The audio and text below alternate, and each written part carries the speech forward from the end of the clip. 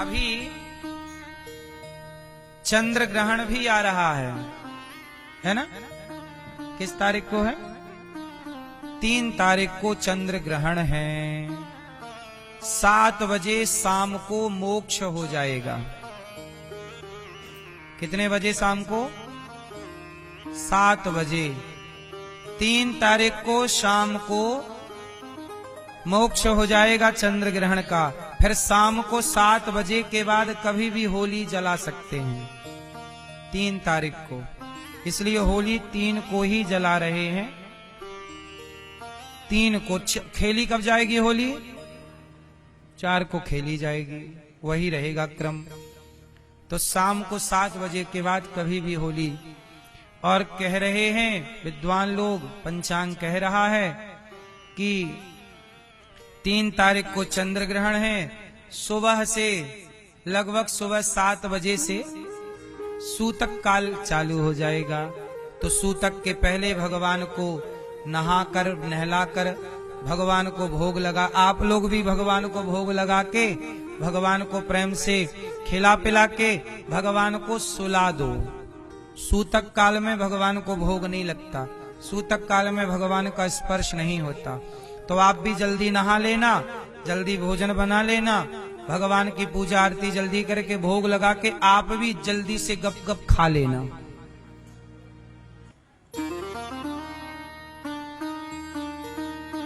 क्योंकि सूतक काल में आपको भी नहीं खाना चाहिए। बोलो हाँ कि ना?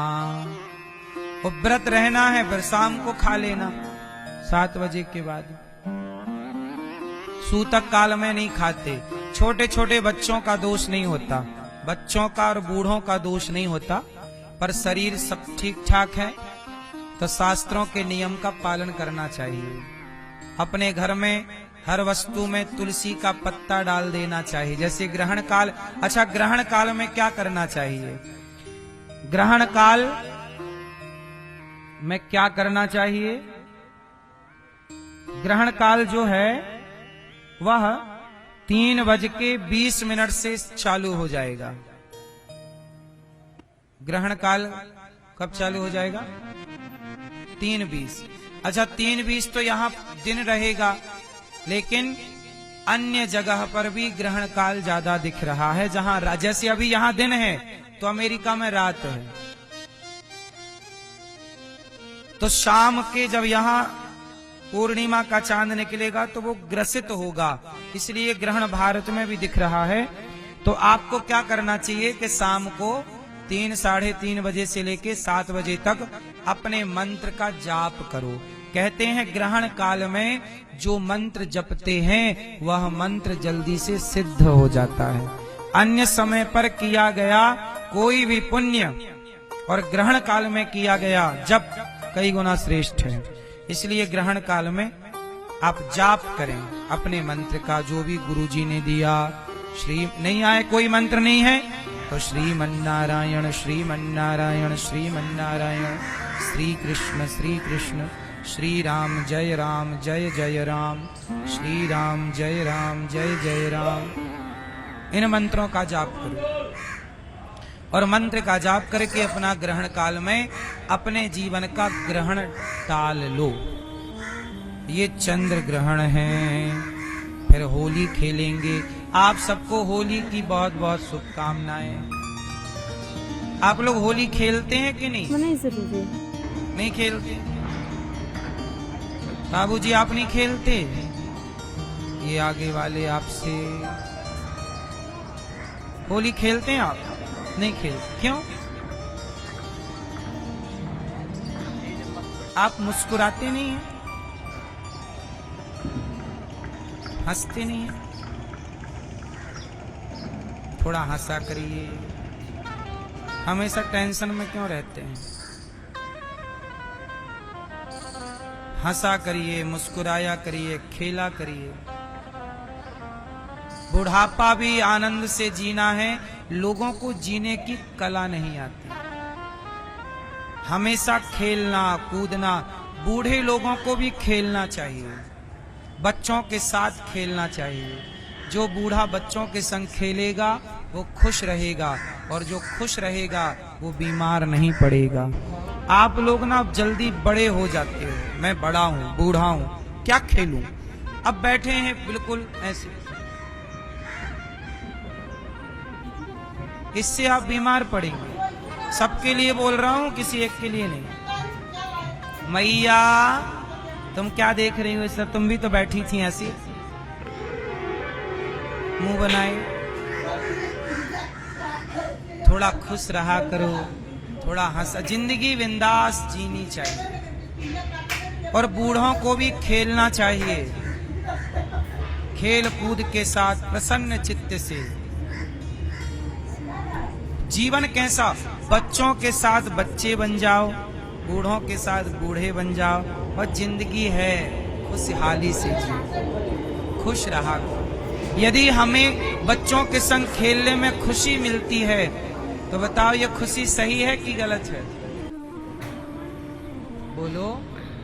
इसलिए हमेशा हंसते मुस्कुराते रहा करो। मैया आप हंसती नहीं हो मेरी माँ। मैया बोलो घी दिखाओ, दांत मंजन किए कि नहीं?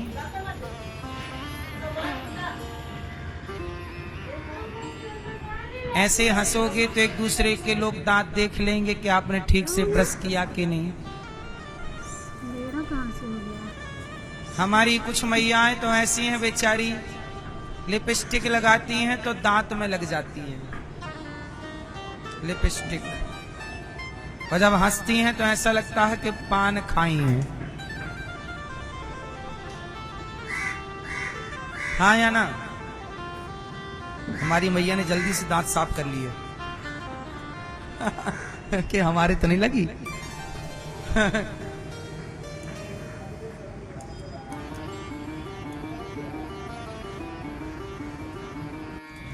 खुश रहना ये भी भक्ति है।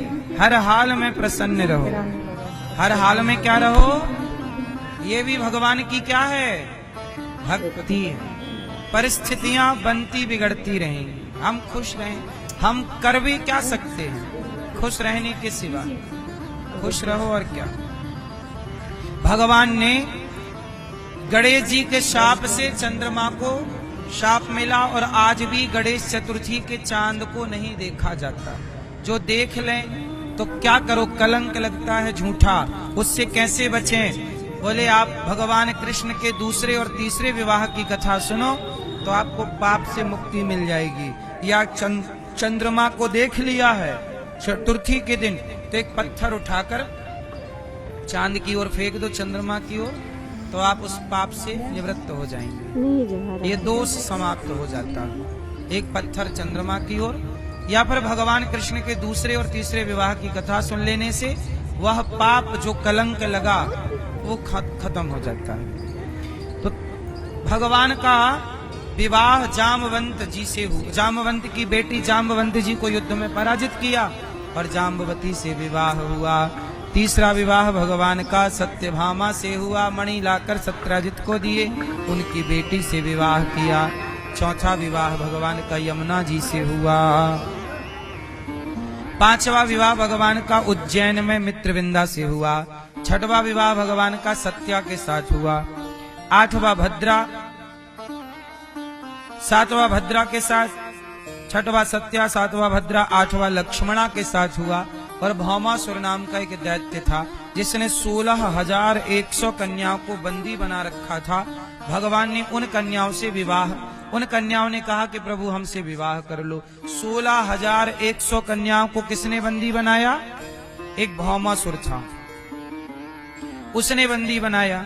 कन्याओं ने पत्र लिखा, भगवान को पता लगा कि इसने कन्याओं को बंदी बनाया। भगवान गए और भगवान ने भौमासुर को युद्ध में पराजित किया और युद्ध में उसे मारा और कन्याओं को मुक्त किया। देवी किराया खर्चा लो, जाओ अपने अपने घर। अब कन्याएं बोली प्रभु हम कहाँ जाएं? भगवान बोले तो कहाँ जाओगी? बोले प्रभु आपसे ब्याह कर लेंगे हम। भगवान बोले तुम 2-4 होती तो हम कर भी लेते, 16,000 हो, हमारे 8 हो चुके हैं। कन्याओं ने कहा तो हम कहाँ जाएं, हमें कोई स्वीकार नहीं करेगा। ना हमारा पिता ना हमारा भाई कोई स्वीकार, कहेंगे कि तुम परपुरुष के पास रहकर आई हो, कौन ब्याह करेगा, हमें कौन स्वीकार करेगा, हमसे कौन ब्याह करेगा। ऐसी स्थिति में प्रभु आप भी स्वीकार नहीं करेंगे तो हमें कौन स्वीकार करेगा। दरबार में बंसी वाले के दुख दर्द मिटाए जाते हैं, दुनिया के सताए लोग यहाँ सीने से लगाए जाते हैं।